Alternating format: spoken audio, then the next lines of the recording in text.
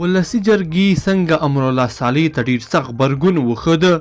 صالح ولې کابل امنیت نیولو کې ناکام شوی دی؟ ولسي جرګې په دې اړه نن تازه څه ورته وویلي؟ دلته یې له موږ سره په دې ویډیو کې وګورئ. درنو لیدونکو السلام علیکم، وخت مو پخیر.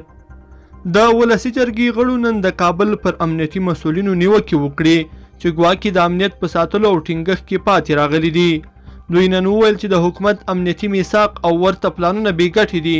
هېواد کې د امنیت ته ټینګښت هېڅ ګټه نه ده رسولې. د ولسي جرګو غړو دغه راز د ولسمشرۍ ماڼۍ پر لومړي مرستیال امرالله صالح هم نیوکې درلودې چې د څو اونیو راهیسې یې د کابل د امنیت مسؤلیت پر غاړه اخیستلو سره هېڅ کومه لاسته راوړنه نه لري او د امنیتي وضعیت کې هېڅ بدلون نه دی راوستی. ولسي جرګې وړ شنبه ورځ د وروستیو امنیتي پیښو او د امنیتي ارزونې په موخه امنیتي مسؤلین ورغوښتي وو، خو جرګه کې د غړو ترمنځ د اختلافاتو له کبله غونډه بې پایله سر ته ورسېده. د ولسي جرګې غړو د نیوکو داسې مهال پر امنیتي مسؤلینو زیاتې شوي دي چې په وروستیو اونیو کې د پلازمینې کابل او یو شمېر لوی ښارونو امنیت ډاډمن نه دی.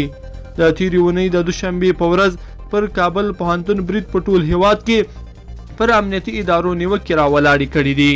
خلک امنیتي ادارې او مسؤلین تورنوي چې د لویو ښارونو او اکاډمیو ځایونه د امنیت په ټینګښت او خوندیتوب کې پاتې راغلي دي. له هغې وروسته د شنبې په ورځ د تلو نیوز د سیاسي خپرونو پخواني ویاند او خبریال یما سیاوش پر موټر د چسپکي مین چاودنې وروسته چې سیاوش موټر چلونکی او یو بل تن پکې شهید شو، خلک بیا له امنیتي مسؤلینو زړه توري شوي دي.